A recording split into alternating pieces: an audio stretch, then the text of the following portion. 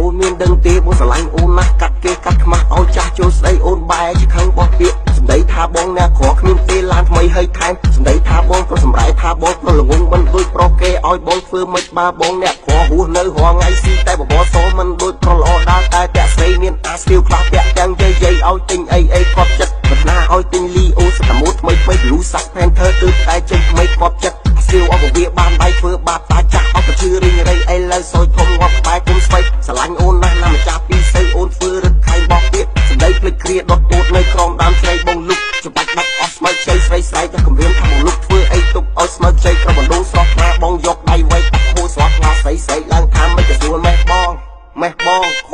មិនយូរប៉ុន្មានអូនក៏មានគូនបងក៏ភៀសខ្លួនទៅនៅស្រុកថៃតែបងមិនភ្លេចទេនៅស្រុកទីសីបងតែងលោកលៃជួបអូនគ្រប់ពេលបងផ្ញើលុយកាក់ឲ្យកូនចៃដែរបងទិញលីអូដាក់ចូលក្នុងកដោបងទិញដាច់ផ្កាផ្ញើទៅជាវ៉ាទិញសុំអនាម័យសឹកពុកមកខ្លាស្រីឡើងថាខ្វះសលេអនាម័យខ្វះភាពកក់ក្ដៅក្នុងគេរៀបត្រីឲ្យបងធ្វើម៉េចបើបងនៅឆ្ងាយបើជួបឆំឆាយទៅចំណាយពេលយូរតែបង្ខំតស៊ូតតែបានជួបស្រីអីលើអ្វីក៏ត្រូវបានសំរេចសុំអូនដល់កំភ្លេចនៅរាត្រីយកនឹងទៅដល់ពេលថ្ងៃឃើញស្រីទៅទិញបងចាក់បាក់បលឹងព្រួលទៅលើខ្សែឃើញអូននៅមាត់បងបង្ខំស៊ូស្ទះខ្លាចស្រីរងាអូនរងាខ្លួនប្រានអូនសួរបងថាចង់បានប្រមាណបងក៏ឆ្លើយស្មានចង់មកយក4ដងខ្លួនទល់នឹងខ្លួនមាត់ទល់នឹងមាត់សុំអូនកុំគាត់ណាស់ទៅជាវ៉ាក្រឡាប់កាប់ងាឃ្លីខ្លួនម្ដងម្នាក់សុំអូនកុំភ្ញាក់តែត្រូវខ្លាំងលន់សូបខាងផ្លុក